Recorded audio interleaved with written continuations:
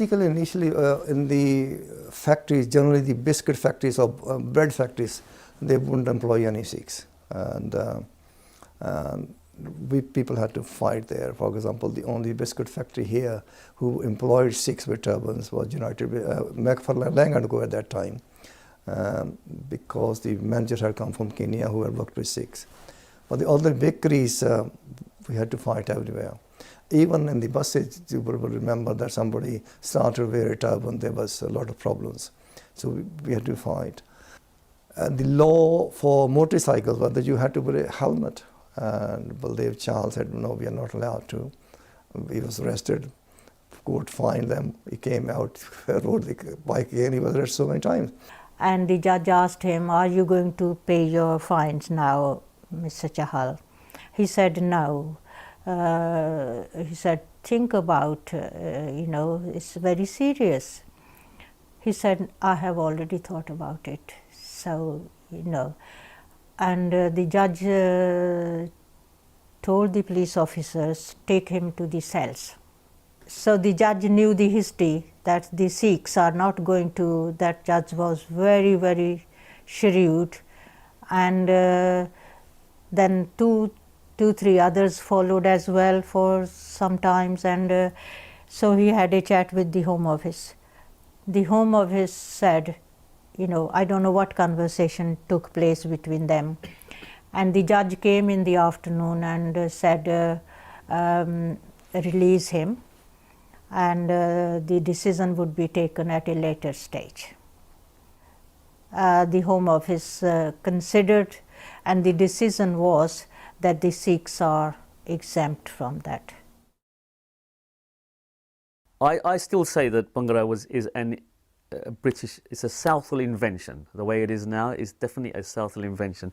But my timeline of it is, there was a song in a film called Suhag, which was, there's a very famous song by Rafi. That was the first Bollywood song that had Dole in it, and also it featured the great Indian dancers from Southall.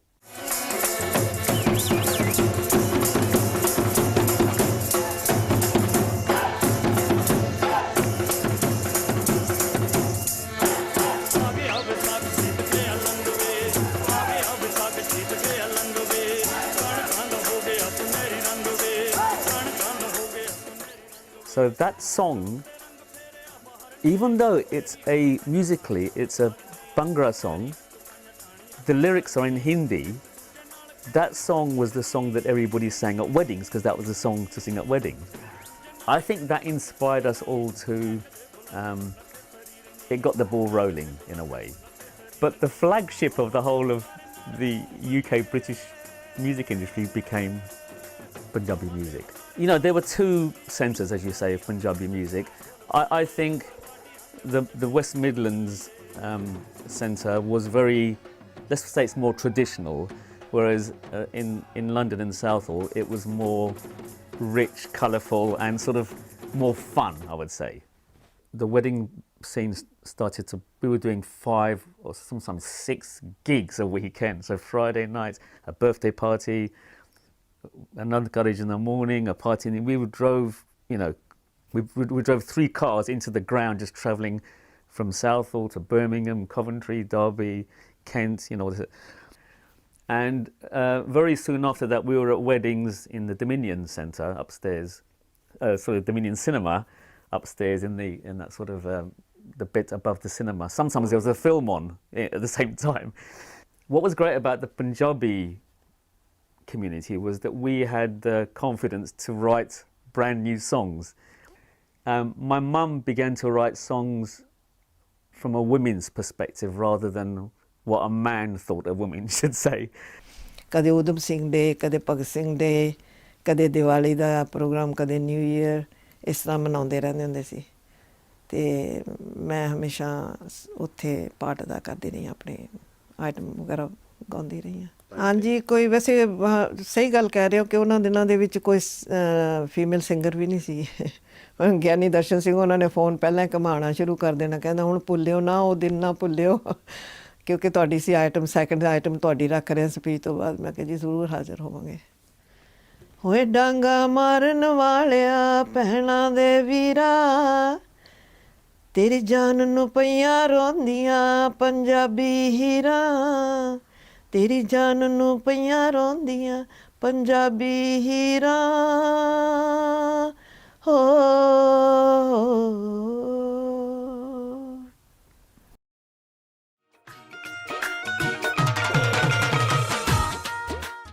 ਸਾਡੇ blood ਦੇ ਵਿੱਚ ਪੰਜਾਬੀਆਂ ਵਿੱਚ ਸਿੱਖਾਂ ਬਾਅਦ ਇਹ ਇੱਕ ਖਾਸ ਕਸ਼ਿਸ਼ ਰਹਿੰਦੀ ਆ ਵੀ ਅਸੀਂ ਗੁਰੂ ਘਰ ਵੀ ਆਪਣਾ ਨਮਸਕਾਰ ਕਰ ਲਈਏ। ਹਾਂ, ਜਦੋਂ ਮੈਂ ਇੰਗਲੈਂਡ ਆਇਆ ਤੇ ਸਾਊਥਾਲ ਦੇ ਵਿੱਚ ਕੁਝ ਬੰਦੇ ਐਸੇ ਸੀਗੇ ਜਿਵੇਂ ਕਿ ਭਾਈ ਸੋਹਣ ਸਿੰਘ ਮੋਰਾਂ ਦੇ ਅਕਾਲੀ ਕਰਕੇ ਉਹਨੂੰ ਸੱਦੇ ਸੀਗੇ, ਲੰਬੜਦਾਰ ਗੁਰਬਖਸ਼ ਸਿੰਘ ਮਾਲ ਗਹਿਲਾ ਤੋਂ ਸੀ, ਪਿੱਛੋਂ ਪਾਕਿਸਤਾਨ ਤੋਂ ਪਹਿਲਾਂ ਆਏ ਸੀਗੇ, ਫਿਰ ਇੱਥੇ ਆ ਗਏ, ਇੰਗਲੈਂਡ ਆ ਗਏ। ਚਾਚਾ ਦਰਸ਼ਨ ਸਿੰਘ ਹੁੰਦਾ ਸੀਗਾ, ਕਰਮ ਸੰਕੇਲਾ ਹੁੰਦਾ ਸੀਗਾ, ਮੇਰੇ ਤੋਂ ਪਹਿਲਾਂ ਜਿਹੜੇ ਆਏ ਸੀਗੇ। ਅਤੇ ਉਹ ਐਤਵਾਰ ਨੂੰ ਸ਼ਹਿਪਰਪੁਰ ਜਾਂਦੇ ਸੀਗੇ। ਅੱਛਾ, ਮੇਰੇ ਮਨ ਵਿੱਚ ਵੀ ਇਸ ਗੱਲ ਦੀ ਸੀ ਕਿ ਤਮੰਨਾ, ਅਤੇ ਮੈਂ ਸਾਈਕਲ ਲੈ ਕੇ ਨਾ, ਪੈਡਲ ਸਾਈਕਲ ਲੈ ਕੇ ਅਤੇ ਸ਼ਹਿਪਰਪੁਰ ਨੂੰ ਗਿਆ। ਅੱਛਾ, ਮਾਫ਼ ਕਰਨਾ, ਸਾਨੂੰ ਉਦੋਂ ਇੱਥੇ ਦੇ ਟ੍ਰੈਫਿਕ ਦੇ ਕਾਇਦਾ ਕਾਨੂੰਨਾਂ ਦਾ ਬਹੁਤਾ ਨਹੀਂ ਸੀ ਪਤਾ, ਕਿਉਂਕਿ ਇੱਥੇ ਬਾਰੇ ਉੱਥੇ ਤਾਂ ਕਾਇਦੇ ਕਾਨੂੰਨ ਹੁਣ ਵੀ ਹਾਲੇ ਨਹੀਂ, ਢਿੱਲਾ ਹੀ ਕੰਮ ਆ। ਅਤੇ ਅੱਛਾ, ਖੈਰ ਚਲੇ ਗਏ, ਮੱਥਾ ਟੇਕਿਆ। ਇੱਕ ਸਰਦਾਰ ਰਾਮ ਸਿੰਘ ਸੀਗੇ ਫਲੋਰਾ ਖੁਰਦਪੁਰ ਦੇ, ਉਹ ਬੜੇ ਜੀਨਣ ਸੀਗੇ ਅਤੇ ਬੜੇ ਉਹ ਪੱਕੇ ਸੀਗੇ, ਸਿਰੜੀ ਬੰਦੇ ਸੀ। ਸਾਡਾ ਫਿਰ ਇੱਕ ਜੁੱਟ ਜਿਹਾ ਬਣ ਗਿਆ। ਅਸੀਂ ਕਿਹਾ ਭਈ ਹੁਣ ਅਸੀਂ ਰੋਜ਼ ਐਤਵਾਰ ਨੂੰ ਸਾਨੂੰ ਇੱਥੇ ਆਉਣਾ ਪੈਂਦਾ, ਕਿਰਾਇਆ ਖਰਚਦੇ ਹਾਂ। ਦੇਖੋ, ਕਿਰਾਇਆ ਖਰਚਣਾ ਵੀ ਉਸ ਵੇਲੇ ਵੱਡੀ ਬਾਤ ਸੀਗੀ, ਕਿਉਂਕਿ ਸਾਨੂੰ 8 ਪਾਉਂਡ ਤਾਂ ਹਫ਼ਤੇ ਦੇ ਮਿਲਦੇ ਸੀਗੇ, ਅਤੇ ਉਹਦੇ ਵਿੱਚੋਂ ਵੀ ਰਿਹਾਇਸ਼ ਦਾ ਕਮਰੇ ਦਾ ਕਿਰਾਇਆ, ਉਹਦੇ ਵਿੱਚੋਂ ਰਾਸ਼ਨ, ਅਤੇ ਉਹਦੇ ਵਿੱਚੋਂ ਇੰਡੀਆ ਨੂੰ ਪੈਸੇ ਭੇਜਣੇ ਹੈਗੇ ਆ। ਅਤੇ ਉਦੋਂ 2 ਸ਼ਿਲਿੰਗਾਂ ਕਿਰਾਏ ਦੀਆਂ ਖਰਚਣੀਆਂ ਵੀ ਇੱਕ ਅਸੀਂ ਵੱਡੀ ਗੱਲ ਸਮਝਦੇ ਸੀ। ਫਿਰ ਅਸੀਂ ਸੋਚਿਆ ਕਿਉਂ ਨਾ ਅਸੀਂ ਸਾਊਥ ਆ ਲਈ ਉੱਦਮ ਕਰ ਲਈਏ। ਫਿਰ ਅਸੀਂ ਰਲ ਮਿਲ ਕੇ ਉਦੋਂ ਸਾਊਥਾਲ ਬਾਰੋ ਕੌਂਸਲ ਹੁੰਦੀ ਸੀਗੀ, ਇਹ ਮਗਰੋਂ ਬਾਅਦ ਕਾਫੀ ਚਿਰ ਪਿੱਛੋਂ ਈਲੰਗ ਆਪਸ ਵਿੱਚ ਹੀ ਰਲੇ ਹੈਗੇ ਆ। ਅਸੀਂ ਉਹਨਾਂ ਵਿੱਚ ਸੱਜਣਾ ਵਿੱਚ ਜਾਂ ਰਾਮ ਸਿੰਘ ਸੀ ਜਾਂ ਮੈਂ ਸੀਗਾ, ਜਿਹੜੇ ਮਾੜੇ ਮੋਟੇ, ਅਤੇ ਇੱਕ ਸਾਡੇ ਪਾਸ ਸਰਦਾਰ ਜਸਵੰਤ ਸਿੰਘ ਧਾਮੀ ਸੀਗੇ, ਜਿਹੜੇ ਕਿ ਮਿਲਟਰੀ ਵੀ ਰਹਿ ਚੁੱਕੇ ਸੀਗੇ, ਬੜੇ ਇੰਟੈਲੀਜੈਂਟ ਸੀਗੇ, ਬੜੇ ਬੀਬੇ ਸੀਗੇ ਔਰ ਬੜੇ ਸਹਾਇਕ ਸੀਗੇ।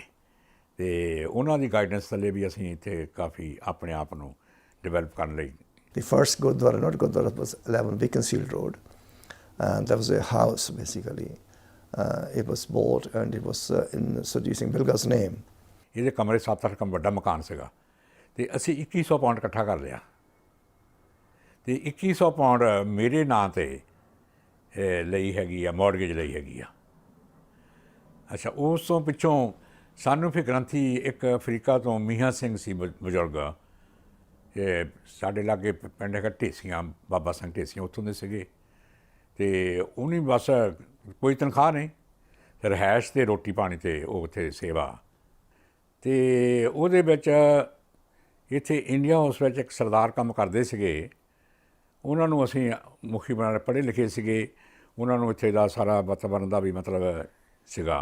ਅਤੇ ਸਰਦਾਰ ਰਾਮ ਸਿੰਘ ਅਸੀਂ ਉਹਨਾਂ ਨਾਲ ਜਨਰਲ ਸੈਕਟਰੀ ਬਣਾ ਤੇ, ਅਤੇ ਇੱਥੇ ਇੱਕ ਸੂਰਾ ਸਾਹਿਬ ਹੁੰਦੇ ਸੀਗੇ ਪਿੰਡ ਬਰਨਾਲਾ ਤੋਂ, ਉਹ ਖਜ਼ਾਨਚੀ ਅਸੀਂ ਬਣਾਏ ਸੀਗੇ, ਬੜੇ ਇਮਾਨਦਾਰ, ਬੜੇ ਨਿੱਘੇ, ਬੜੇ ਭਾਵਨਾ ਵਾਲੇ ਬੰਦੇ ਸੀਗੇ। ਅਸੀਂ ਚਲਾਉਂਦੇ ਰਹੇ ਹਾਂ।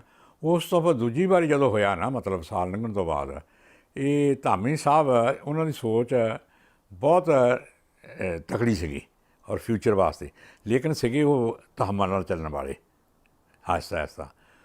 ਉਹ ਕਹਿੰਦੇ ਵੀ ਜੇ ਹੁਣ ਤੁਸੀਂ ਮਕਾਨ ਵੀ ਲੈ ਲਿਆ, ਫਲਾਨਾ ਵੀ ਕਰ ਲਿਆ, ਵੀ ਹੁਣ ਥੋੜ੍ਹਾ ਜਿਹਾ ਇਸ ਨੂੰ ਡਿਵੈਲਪ ਕਰੋ। ਉਹਨੇ ਫਿਰ ਮੈਨੂੰ ਪ੍ਰਧਾਨ ਬਣਾ ਤਾ, ਅਤੇ ਸਰਦਾਰ ਰਾਮ ਸਿੰਘ ਹੀ ਰਹੇ ਜਨਰਲ ਸਕੱਤਰ। My memories are that we used to go from Beaconsfield Road to Shackleton Road. There was a hall there which some of these Sikh leaders used to hire it for 4 hours, 5 hours on a Sunday. Then eventually we bought Havelock Road site where this new Gurdwara is. Previously it was the other Gurdwara.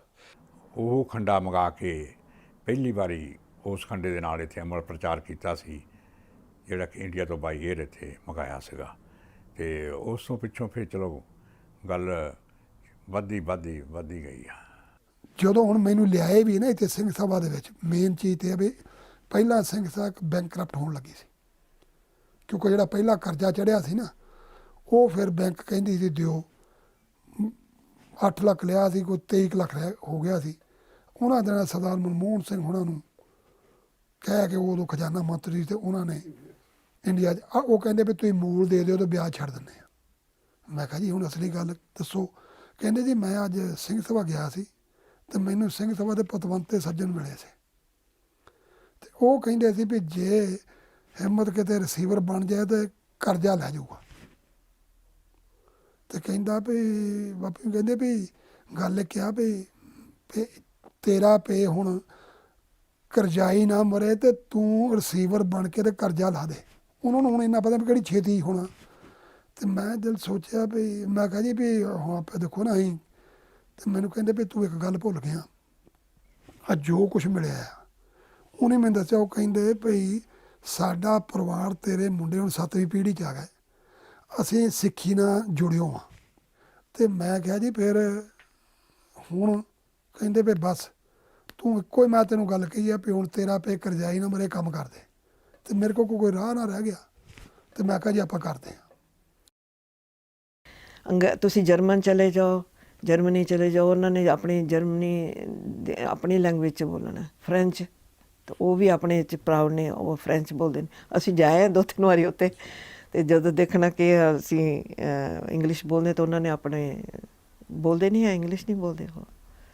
ਸੋ ਕਿਉਂ ਅਸੀਂ ਇੰਨੇ ਢਿੱਲੇ ਜਿਹੇ ਹੋ ਜਾਂਦੇ ਹਾਂ ਕਿ ਪੰਜਾਬੀ ਵੇਲੇ ਕਿ ਅਸੀਂ ਪੰਜਾਬੀ ਨਹੀਂ ਬੋਲਣੀ। ਕਿ ਤੁਸੀਂ ਆਪਣੀ ਬੋਲੀ ਨੂੰ ਨਾ ਭੁੱਲੋ। ਤੁਹਾਡੀ ਬੋਲੀ ਤੁਸੀਂ ਭੁੱਲਦੇ ਆ ਤੁਹਾਡੀ ਮਾਂ ਮਰ ਜਾਂਦੀ ਹੈ। ਬੋਲੀ ਮਾਂ ਹੈ। ਫਿਰ ਅਸੀਂ ਪੇਰੈਂਟਸ ਨੂੰ ਉਹ ਕੀਤਾ ਵੀ ਭਾਈ ਤੁਸੀਂ ਉਹਨੂੰ ਗਾਂ ਪੰਜਾਬੀ ਪੜ੍ਹਾਓ। ਜੇ ਬੱਚਾ ਤੁਹਾਡਾ ਪੰਜਾਬੀ ਪੜ੍ਹੂਗਾ, ਜਿਹੜੇ ਲੋਕ ਪੰਜਾਬੀ ਬੋਲਦੇ ਨੇ ਜਦੋਂ ਉਹ ਜੋਬ 'ਤੇ ਜਾਣਗੇ ਉਹਨਾਂ ਨੂੰ ਫਾਇਦਾ ਹੋਊਗਾ। ਉਹਨਾਂ ਨੇ ਇੱਕ ਸੌਂਕਾ ਲੇਡੀ ਨਾਲ ਜਦੋਂ ਗਏ ਉਹਨੇ ਸਾਡੇ ਜਾ ਕੇ ਇੰਨਾ ਜਵਾਬ ਦਿੱਤਾ, ਕਹਿੰਦੀ ਅਸੀਂ ਨਹੀਂ ਪੜ੍ਹਾਉਣੀ ਪੰਜਾਬੀ, ਅਸੀਂ ਕੀ ਕਰਨੀ ਹੈ ਪੰਜਾਬੀ। ਮੈਂ ਕਿਹਾ ਬੀਬੀ ਤੁਹਾਡੇ ਕਿਤੇ ਕੰਮ ਆਊਗੀ, ਕੋਈ ਨਾ ਕੋਈ ਪਰਸੂਏਡ ਕਰਕੇ ਅਸੀਂ ਪੰਜਾਬੀ, ਕਿਉਂਕਿ ਮੇਰੇ ਨਾਲ ਮਿਸਟਰ ਕੰਗ ਜਿਹੜੇ ਹੁਣ ਕੱਲ੍ਹ ਕਾਉਂਸਲਰ ਨੇ ਉਹਨਾਂ ਨੇ, ਅਤੇ ਅਸੀਂ ਕੰਮ ਕਰਕੇ ਅਸੀਂ ਆਪਣਾ ਉਹ ਸ਼ੁਰੂ ਕੀਤੀ, ਪੰਜਾਬੀ ਕਰਾਈ।